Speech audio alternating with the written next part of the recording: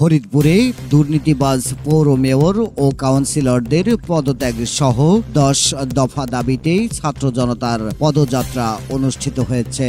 পদযাত্রাটি সরকারি রাজেন্দ্র কলেজ শহর শাখা হতে প্রদক্ষিণ শেষে পৌরসভা কার্যালয়ে এসে শেষ হয়। এ সময় সংক্ষিপ্ত প্রতিবাদ সভা অনুষ্ঠিত হয়। এতে বক্তব্য রাখেন আবরার নাইম মিতু, মোহাম্মদ সোহেল, মোহাম্মদ মেহেদি, কাজী রিয়াজ, মোহাম্মদ সিফাত, মেহেদি হাসান হৃদয় সহ প্রমুখ।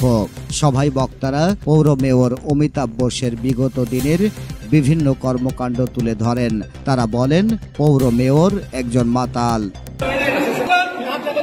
আপনারা জানেন যে আমার নাম হচ্ছে জনি বিশ্বাস। আমি কোটা আন্দোলনের শুরু থেকে আমি নেতৃত্ব দিয়ে আসছি, এটা আমার পরিচয়। এখন আমি বলতেছি যে এই সন্ত্রাসী অমিতাভ বোস তিনি বিগত দিনেও এখানে দুর্নীতি করে আসছেন এবং এই দুর্নীতি করার কারণে এবং কি আমরা যারা হামলা করেছি, আমরা যারা আন্দোলন করেছি, এই আন্দোলনকারীদের উপরে এই অমিতাভ বোসের বিশেষ একটি ভূমিকা ছিল। তার নেতৃত্বে এই ছাত্রলীগ এবং যুবলীগের গুন্ডা বাহিনীরা তারা সহস্রভাবে আমাদের ছাত্র ভাইদের উপর বর্বরভাবে গুলি করেছে এবং হামলা করেছে। যতক্ষণ পর্যন্ত এই মেয়র পৌরসভার মেয়র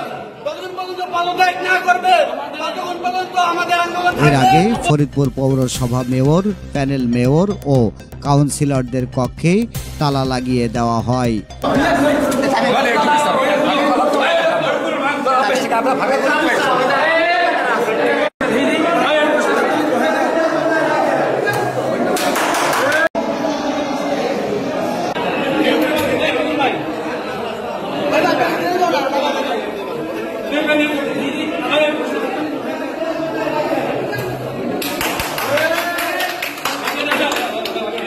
10 দফা বাস্তবায়ন এবং পৌর কর নির্ধারণে অতিরিক্ত ফি, দোকান বরাদ্দ ও রাজস্ব আদায় সহ সকল ধরনের পৌর কার্যক্রমে জড়িত অর্থনৈতিক কার্যকলাপের প্রতিবেদন আগামী 2 দিনের মধ্যে ছাত্র জনতার প্রতিনিধির কাছে জমা দেওয়ার দাবি জানিয়েছে ছাত্র জনতা। মাননীয় মেয়র আছেন এবং কাউন্সিলর বৃন্দ আছেন,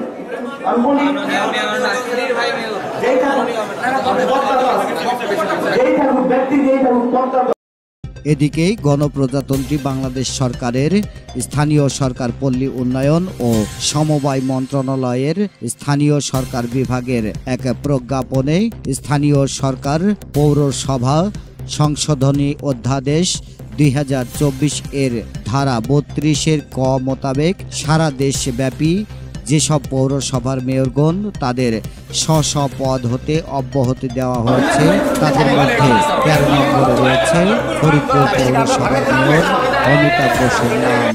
ফরিদপুর থেকে মিয়া রহমান, বাংলা 71 টেলিভিশন। বাংলা 71 টেলিভিশন, সত্য প্রকাশে আপোষহীন।